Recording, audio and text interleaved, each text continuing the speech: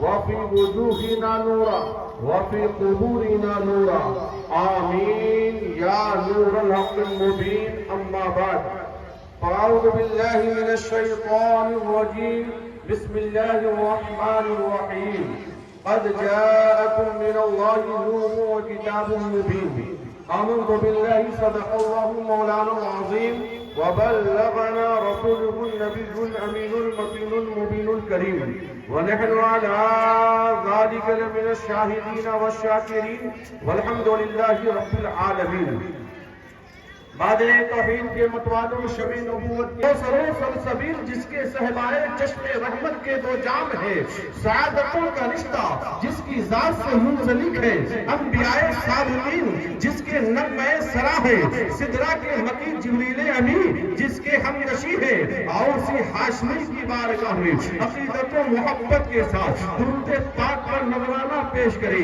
یہاں سے لے کے وہاں تک جن کو جو درود یاد ہے اپنی محبت کا اظہار کرے. پڑھے اللہم صلی علی سیدنا شفیعنا حبیبنا مولانا محمد معدن الجود والکرم وآلہ وبارک وسلم. صلو علیہ الصلاۃ والسلام علیک یا رسول اللہ صلی اللہ تعالی علیہ وسلم. قابل مبارکباد ہیں آپ تمام حضرات، خاص کر اس نورانی محفل کے جو کمیٹی والے ہیں، محمد شہرواز صاحب، محمد صدام صاحب اور ان کی ساری ٹیم. میں سبوں کو نہیں جانتا ہوں لیکن آپ تمام مل کر آپ تمام کی شمولیت ہے. حضرت کی تشریف رکھتے ہیں، حضرت کی بھی شمولیت ہے. سارے لوگ شامل ہو کر کسی اور کا ذکر کرنے کے لیے محفل نہیں سجائے ہیں، کعبے کے بدرود رضا کے ذکر کے لیے محفل سجائے ہیں، طیبہ کے شمس الضحیٰ کے لیے محفل سجائے ہیں، شافع روز غزا کے ذکر کے لیے محفل سجائے ہیں، دافع جملہ بلا کی نورانی محفل سجائے ہیں.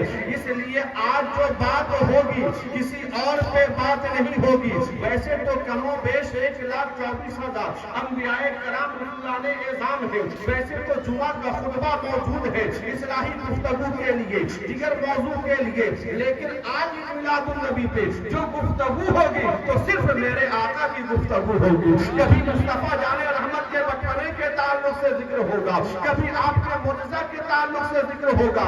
اس لیے کہ دیگر موضوع کے لیے دیگر محفل ہو سکتی ہے لیکن یہ آقا کی محفل ہے، یہ خاص میلاد النبی ہے. لہذا مختصر وقت میں کسی اور کی بات نہیں ہوگی، ہوگی تو مصطفیٰ جان رحمت کی بات ہوگی، شمع بزم ہدایت کی بات ہوگی، نوشہ بزم جنت کی بات ہوگی، شب اسرا کے دلہا کی بات ہوگی، امام الانبیاء کی بات ہوگی، رسولوں کے شہنشاہ کی بات ہوگی. تبھی تو بچے جانیں گے میرے نبی کا بچپنا گزرا تو کیسے گزرا. تبھی تو نوجوان سمجھیں گے میرے آقا کی زندگی گزری تو کیسے گزری. تبھی تو غیر سمجھیں گے کہ میرے نبی کا اخلاق کیسا تھا. تبھی تو دوسرے سمجھیں گے میرے نبی کی زندگی گزری تو کیسے گزری. اس لیے آج جو گفتگو ہوگی تو صرف نبی آخر الزماں کے بارے میں گفتگو ہوگی. نبی پاک کی زندگی تو ایسی زندگی ہے کہ اگر کسی ایک پہلو کو اٹھا لوں تو سمندر کے تمام پانی اگر روشنائی کے ذریعے اگر اسے قلم کے ذریعے پیش کر دیا جائے تو سمندر کا سارا پانی ختم ہو جائے گا. اور پورا درخت کو اگر قلم بنا دیا جائے پھر بھی میرے نبی کی سیرت بیان نہیں ہو سکتی ہے، پھر بھی میرے نبی کی سیرت بیان نہیں ہو سکتی ہے. لہذا مختصر وقت میں ذکر ہوگا کیونکہ ان نوجوانوں نے اپنی محنت اور کاوشوں سے اس نورانی محفل کا اہتمام کیا ہے. اس لیے کیا ہے کہ یہ میرے آقا کی آمد کا دن ہے. سبحان اللہ. شاعر کہتا ہے جہاں ذکر حبیب احمد مختار ہوتا ہے، جہاں ذکر حبیب احمد مختار ہوتا ہے وہاں کا ذرہ ذرہ مقدر انوار ہوتا ہے. اور خدائے پاک اس محفل پہ رحمت بار ہوتا ہے کہ جس محفل میں ذکر سید ابرار ہوتا ہے. یہ تمام محفل جہاں سے جو سن رہے ہیں یا سن رہی ہے یہ تمام رحمت و نور کی بارش میں مچل رہے ہیں. سبحان اللہ. ایک ظاہری نور ہے جسے ہم دیکھتے ہیں، ایک باطنی نور ہے جس ذکر سے قلب کو نور ملتا ہے تو اس نور سے دل کو سرور ملتا ہے. سبحان اللہ. اس نور کا جب معاملہ ہے تو خود بخود چہرے پہ مسکان ظاہر ہو جاتی ہے. تبھی تو بچہ کہتا ہے میرے نبی کا حسن کیسا تھا, میرے نبی کا بچپنا کیسا تھا, میرے نبی کی سیرت کیسی تھی. اس روئے زمین پر تمام انسانوں میں, تمام مخلوقات میں سب سے زیادہ حسین و جمیل کوئی آئے ہیں تو کعبے کے بدر کو جا آئے ہیں. سبحان اللہ. امام اہل سنت شاہ امام احمد رضا خان فاضل بریلوی علیہ رحمۃ اللہ رضوان فرماتے ہیں سب سے اولا و اعلیٰ ہمارا نبی. آپ زمین خریدتے ہیں تو آپ کہتے ہیں امام صاحب فلاں صاحب یہ ہماری زمین ہے. آپ گھر خریدتے ہیں تو کہتے ہیں یہ ہمارا مکان ہے. آپ گاڑی خریدتے ہیں تو کہتے ہیں یہ ہماری گاڑی ہے. آپ کے گھر میں اولاد ہوتی ہے تو آپ کہتے ہیں یہ ہمارا بیٹا ہے. لیکن جو عاشق رسول ہوتا ہے وہ اپنے بچے کی تعریف نہیں کرتا ہے. جو عاشق رسول ہوتا ہے اپنے گھر کی بات نہیں کرتا ہے. اگر وہ کرتا ہے تو احمد مختار کی بات کرتا ہے, رسول اعظم کی بات کرتا ہے. کیونکہ جب پورا سمندر کا پانی روشنائی کے ذریعے ختم ہو سکتا ہے تو پھر عاشق کی زبان پر کسی اور کی سیرت نہیں آتی ہے, آتی ہے تو رسول اللہ کی آتی ہے. سبحان اللہ. آپ فرماتے ہیں سب سے اولا و اعلیٰ ہمارا نبی. جب تک آپ کہہ رہے تھے ہمارا گھر, ہماری گاڑی, ہمارا موبائل, لیکن سب مل کے کہیے گا ہمارا نبی. سبحان اللہ. کتنی خوشی ہوتی ہے. انسان عام طریقے سے 4 چیزوں سے محبت کرتا ہے. ایک انسان جو ہے اس کے دل میں عام طریقے سے اولاد کی محبت ہوتی ہے, جان کی محبت ہوتی ہے, ملک کی وطن کی محبت ہوتی ہے, مال سے محبت ہوتی ہے. چاہے وہ یہاں کے رہنے والا انسان ہو, انہیں بھی ان 4 چیزوں سے خاص طریقے سے محبت ہوتی ہے.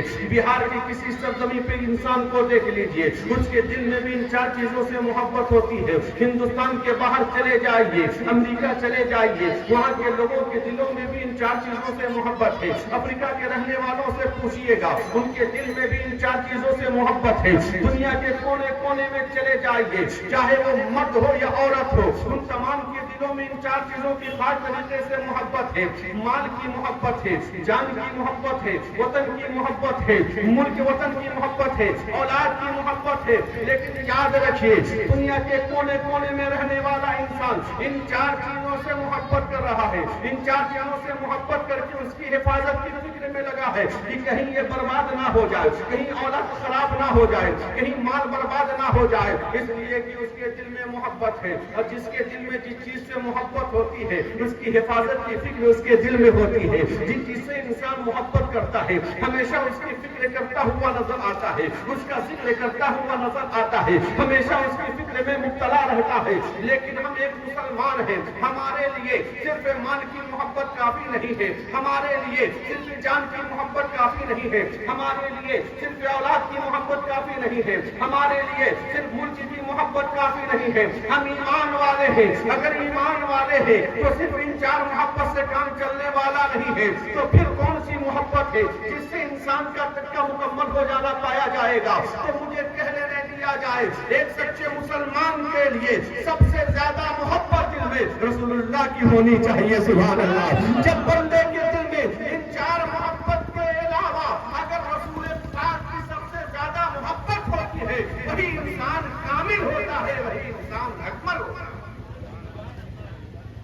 سب کی محبت ہے, رسول اللہ کی محبت میں ذرہ برابر بھی کمی. آپ کامل نہیں ہو سکتے, آپ مکمل نہیں ہو سکتے.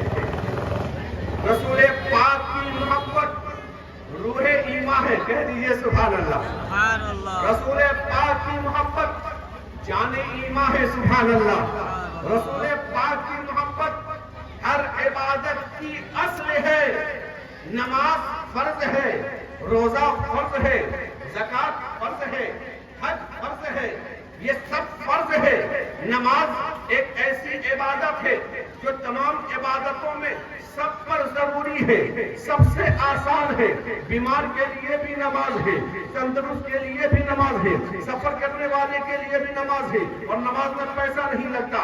نماز ایک اہم عبادت ہے، لیکن ایک مسلمان کے لیے نماز سے بھی بڑھ کر ایک ضروری جو چیز ہے، جو اس سے بھی اہم ہے، وہ ایمان ہے۔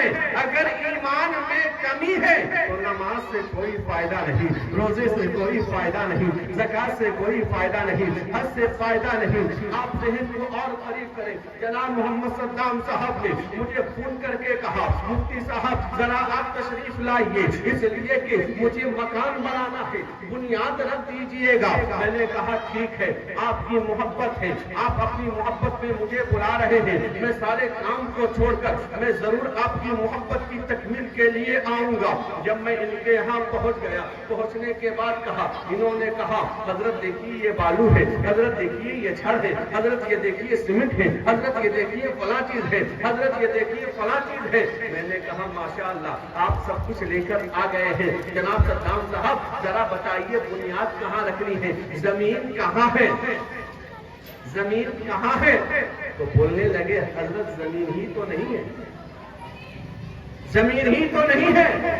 میں نے کہا واہ، پٹنہ سے آپ نے مجھ کو بلا لیا، بنیاد رکھنی ہے، چھڑ موجود، سیمنٹ موجود، بالو موجود، تمام اشیاء موجود، لیکن زمین نہیں۔ اس چھڑ کا کیا کام ہوگا، اس بالو سے کیا فائدہ ہوگا، اس اینٹ سے کیا فائدہ ہوگا؟ میں نے کہا جناب پہلے زمین خریدنی چاہیے، اس کے بعد اس کی ضرورت تھی، اس کے بعد اس کی ضرورت تھی، پتا کیا چلا تمام اشیاء موجود ہیں، زمین نہیں ہے، تو پھر میرا آنا بے فائدہ ہو جائے گا، بنیاد کہاں رکھی جائے گی؟ تو آپ اگر یہ بات سمجھ گئے تو اپنے ذہن کو قریب کیجیے، نماز ہے، روزہ ہے، زکات ہے، حج ہے، ایمان نہیں ہے تو پھر نماز سے فائدہ نہیں ہے، روزے سے فائدہ نہیں ہے، زکات سے فائدہ نہیں ہے، حج سے فائدہ نہیں ہے۔ پہلے ایمان مضبوط ہو جائے، اور جب ایمان کی طرف آپ کوشش کریں گے تو اللہ آپ کی نماز میں بھی آسانی فرما دے گا، آپ کے روزے میں بھی آسانی فرما دے گا، آپ کے زکات میں بھی آسانی فرما دے گا،